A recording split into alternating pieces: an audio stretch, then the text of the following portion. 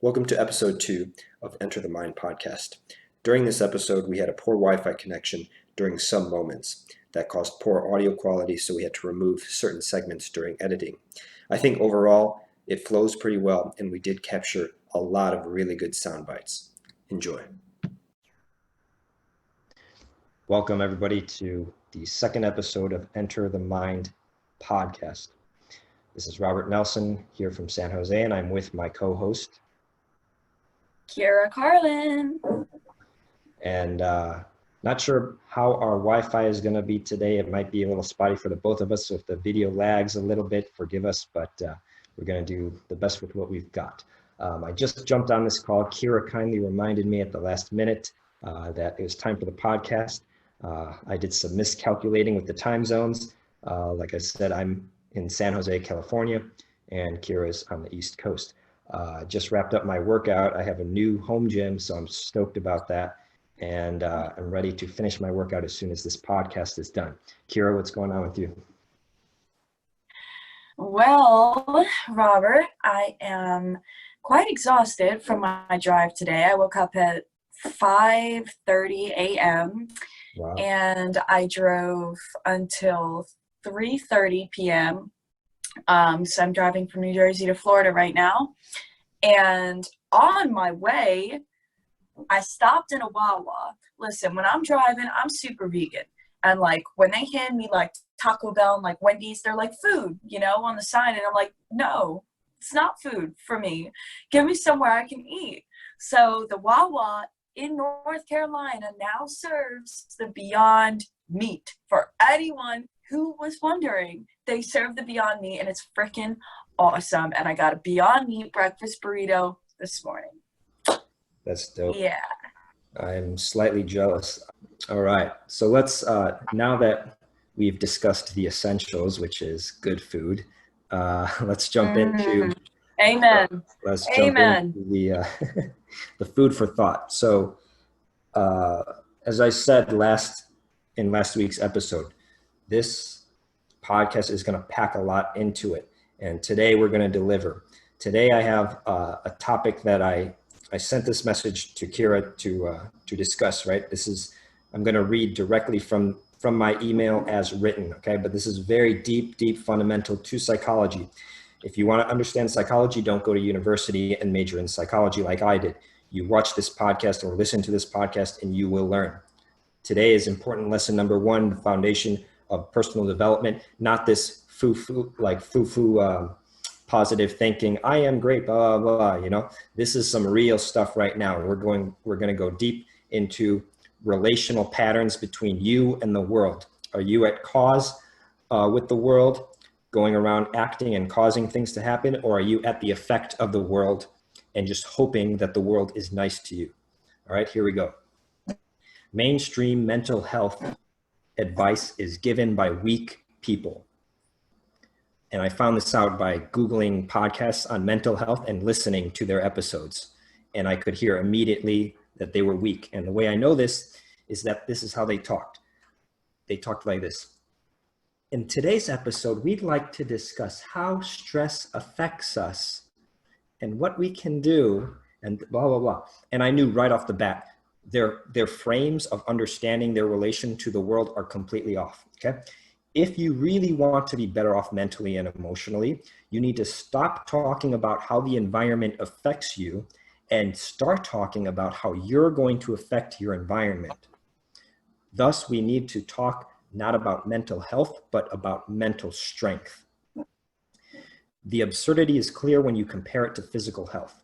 People who talk about mental health love to talk about self-care and having your spa day once a month and making your environment nice and less hostile and getting rid of toxic people and narcissists. Those are the buzzwords right now.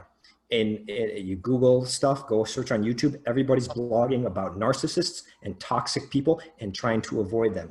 Well, guess what? That begins from a frame of you responding to the world around you. The person who really self-excels and really grows personally doesn't give that much attention to those negative things. Let's go on. That's like someone going to the gym to work on their health, but they only want to lift the light weights, or they don't want to lift any weights at all because they're afraid that they might stress their muscles. The heavier weights might put stress on the muscles. It might affect us in a negative way. So they go sit in the corner of the gym in safety and comfort, and they don't lift anything. The true path to freedom is to start adopting the right frame of cause and effect, that when there is an effect you want to create, such as you want to feel better, you constantly must enact the causes that will bring that effect about. I have to here give a little bit of credit to Rash Dibazar, very intelligent man, that I was in his Diamond Mind program, where that's where I learned a lot about this cause and effect stuff. So the opposite view is the coward's viewpoint. It's when you believe that so many things on the outside have the potential to trigger you or ruin your day. So you go through your day hoping that those things don't show up. That's like a child walking through a school hoping that they don't run into their bully, rather than learning how to defend themselves against the bully, so that this issue of a bully no longer is an issue. See, this is a matter of strengthening, and everyone in our society wants to do the opposite. They want to make the environment softer. They want to do these anti-bullying campaigns. Oh, I'm not going to say this because I don't want to offend you, blah, blah, blah, and get rid of the bullies. That's too much focus on the problem. How about we focus on the solution, which is inner confidence and the ability to be the cause in your universe, and have the universe be the effect of your causes. Kira, I'll pass it to you, and let's hear your thoughts on that topic. True. Like, everyone kind of wants to, it's like really overused. I personally don't like to use it, like dip their toes in the water, but like your analogy, okay, so like they're gonna go to the gym. Great. What are you gonna do at the gym? Or like somebody who's just standing there at the gym, or somebody who goes to the gym every day and lifts 5 pounds. And I'm not saying that going to the gym every day and lifting 5 pounds, I'm not saying that that's not, good for your health, because it is. Moving your body is good health, 5 pounds every day, great, good for you. You're kind of putting like a little bit of movement in your body, love it, but if you continue to do that every single day, chances are it's not going to have much effect in the long run for you. So you're going to have to, bump it up a notch. And I feel like the same is with the mind. And so your point about, because I completely understand what you're saying, like about the podcast that you heard, and by the way that they're talking, you're like, all right, well, I can see that, they're weak, and maybe you didn't say this, but I'm saying this, maybe they haven't done the work on themselves yet. So they're kind of just like relaying information that that's been delivered to them. They're like, okay, well, I'll relay this. If I'm just doing these one little things every day, it's going to be me going to the gym and lifting 5 pounds every day. So it's a little bit of brain exercise for me. It may open up like a little door here and there. Nice, woo, lots of excitement. But you're gonna need to bump it the fuck up. You need to bump that shit up, B. You just gotta, reading one page of a book every day, that's okay, right? But then imagine if you read 1 page of a book every day and 1 affirmation every day.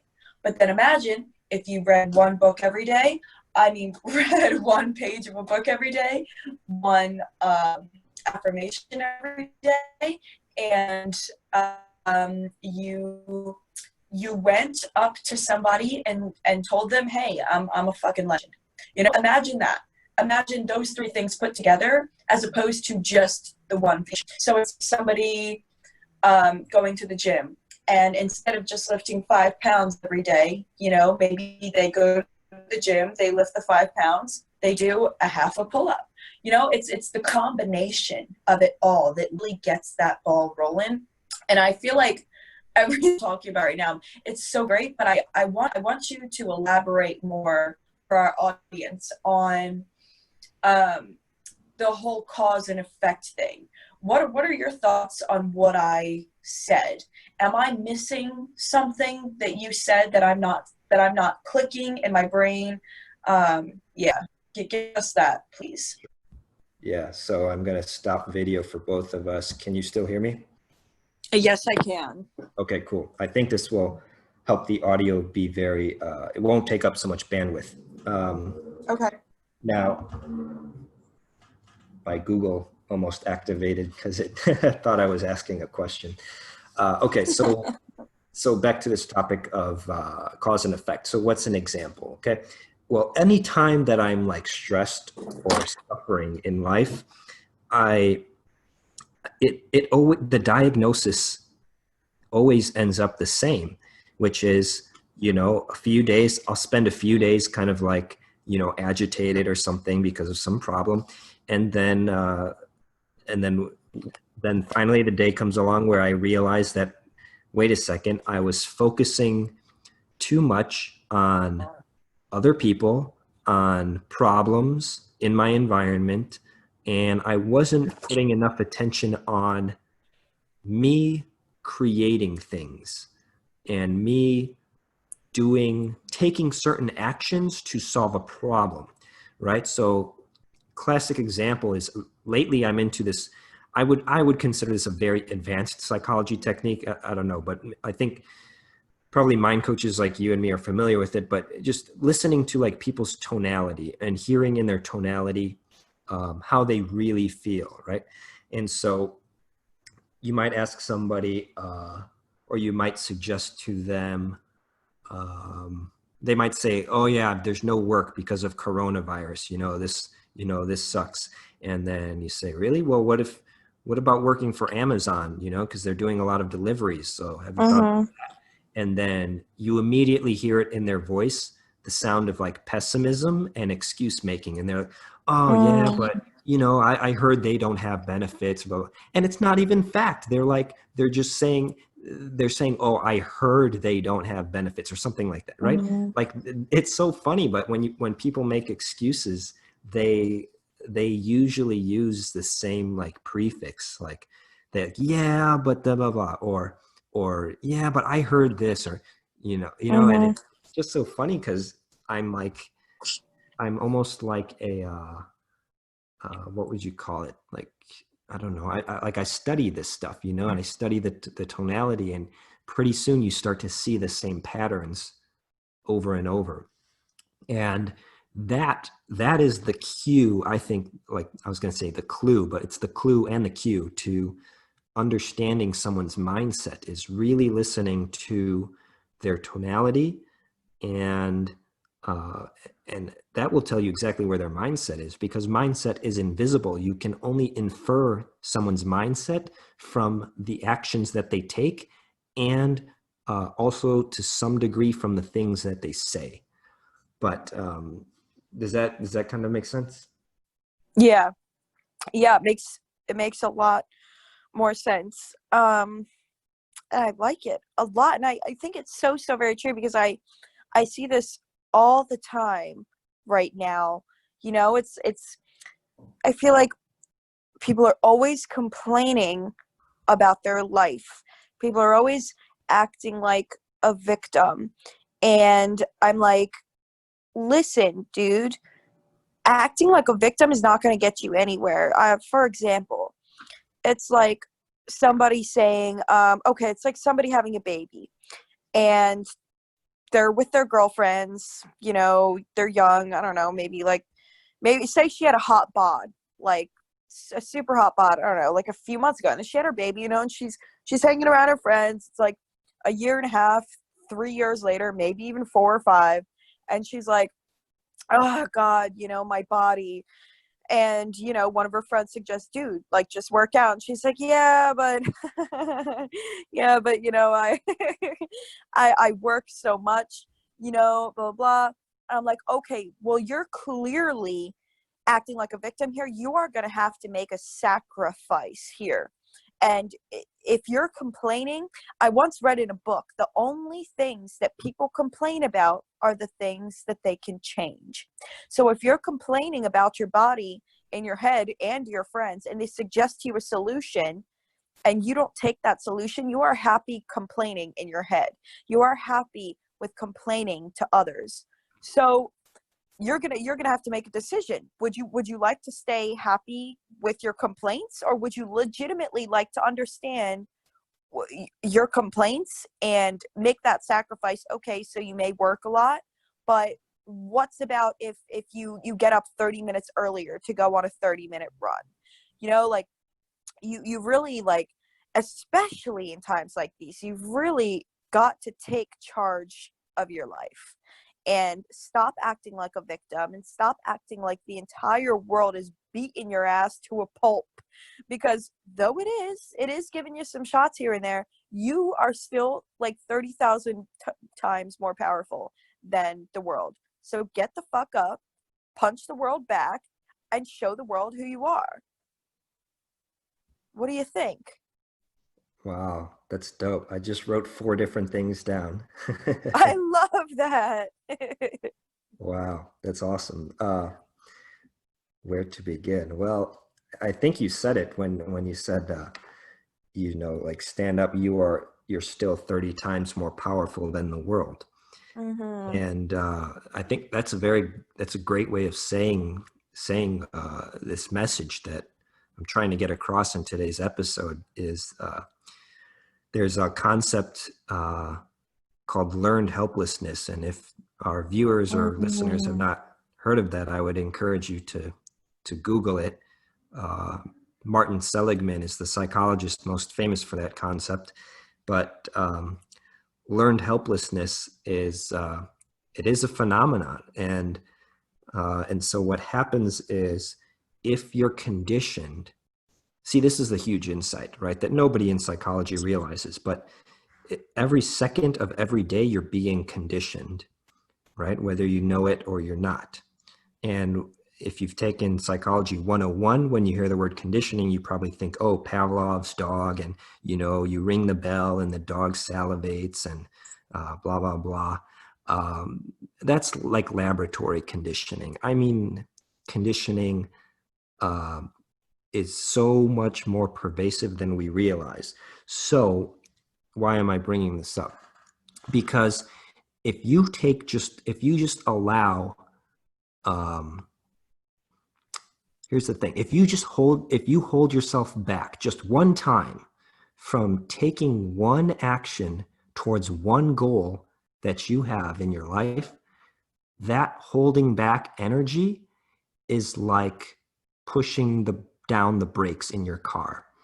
And once your foot connects with that brake pedal and you start to push on the brake, it's much easy. It's not that hard. It's actually very easy for your foot to go from where it is to pushing down a little bit farther.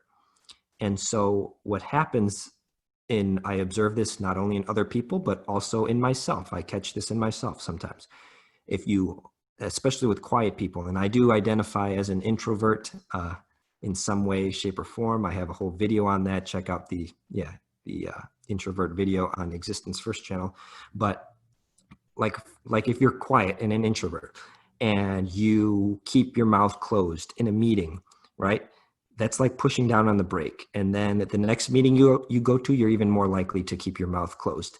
And what happens is, day after day of people holding down the brakes when it comes to their own life and their own self-expression and their own their own goal achievement, is it puts them into this cycle, and they get conditioned that anytime an event goes on, they put on the brakes, right? And then pretty soon they're waking up, and now they're conditioned. As soon as they get out of bed, they're putting on the brakes in a metaphorical, psychological sense. They're holding themselves back from doing something that they could easily have done that would have advanced them towards their goals. And I think that's kind of, I liked your phrasing, because being 30 times more powerful than your environment is like, it's like if people just realize that, then they could just let off the brake and start pressing on the accelerator. You know what I mean? Mm-hmm. I definitely do. And I really like the energy that you held when you were talking about the learned conditioning, because I think that's really, really true. You know, the more that I've been getting into my profession as a mind coach, I go around, and no matter how scary it may seem sometimes, I go up, I shake somebody's hand, and I go, "Hi, I'm Kira Carlin," and I introduce myself. And sometimes, like every now and then, I'll hold myself back from it, like every now and then. But chances are that's just because, I don't know, I don't like their energy or something. I'm like, nah, it's not even worth it going up to them. But most of the time, I train myself. I let go of the brake, I remove the bitch, and I just go up and I do it. Or it's like if I hear somebody complaining about their life, and I'm like, oh my God, say it, say it, say it, say it, say it, say it. There's this voice in my head, and it's like, say it, say it, say it, say it. Come on, tell them, like, help them out, help them out. And then there's another voice, and it's like, but you don't want to overstep your boundaries. You don't want to seem too, like pushy, things like that. And usually I'll just ask them if I can say it. But the point is, I'll always speak up. So I train myself to do that. And the more that I train myself to do that, the more it comes, which is really awesome. And I actually think it's a lot easier with the human mind than it is with like actions per se. Because like sometimes if I am, because I have a goal, body weight and everything, and if I really like the taste of food. I love food. And sometimes I'm kind of like in like a train thing right now, like stop myself from eating and then don't stop, and then like stop myself from eating and then don't stop. So I think it's a lot harder to do it action wise, because during a workout, sometimes if I'm pushing myself too hard, there's something in my mind that pops up, and it's the same thing that pops up in my mind if I'm like, okay, well, that's enough eating, you had like a great lunch, it's not like I'm eating a peanut or anything. I had a great lunch, sandwich or something like that. And something comes up in my mind that's so hard. It's like a crazy hammering, and maybe you can call it anxiety. And I think it's because I'm pushing myself over a limit, but I don't get that same anxiety when I'm speaking to somebody and I'm being courageous. I only get it through actions. So I think that's something to build on. What do you think? Yeah. So are you saying that like if you get into this groove of introducing yourself to people, then the fear goes away? Yeah, every single time. And I think that speaks to, man, that's a really deep point, or there's at least some very deep potential there, because it speaks to I guess the fluidity of reality, or the effect or the impact of being in a certain psychological state. And this is the huge takeaway of Tony Robbins' seminars with his fire walking. The whole fire walking, apart from being a great marketing tactic, is that it's about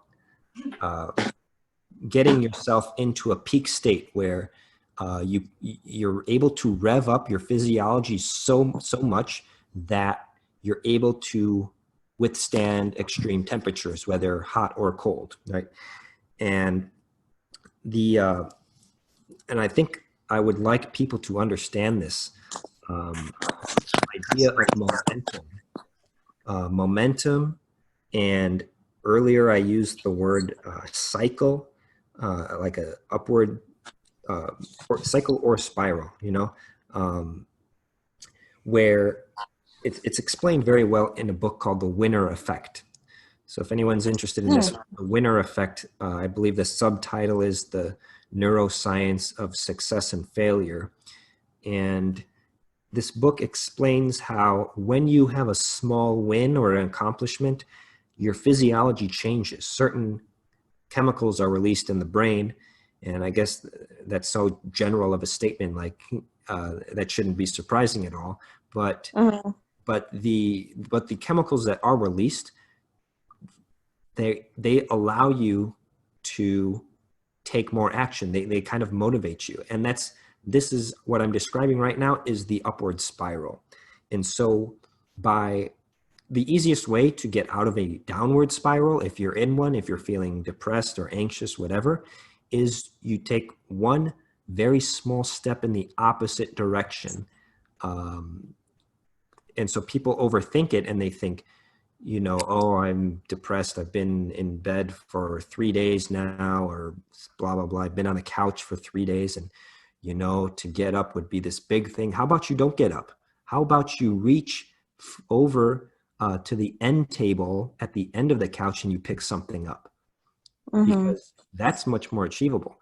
And when you're able to change, to work on your thoughts and tinker with your thoughts the way I'm talking about, you can transform your reality, because it's a myth and it's an illusion that, oh, you have to get up from the couch if you want to get out of your condition. How about you roll over from one side to the other side of the couch? Because I'll guarantee you that when you accomplish that small win, there will be chemicals released and you will be more capable of taking the next bigger action, and it will snowball from there. Can you give the audience an example of what you're talking about that happened to you? Oh yeah, it happens all the time.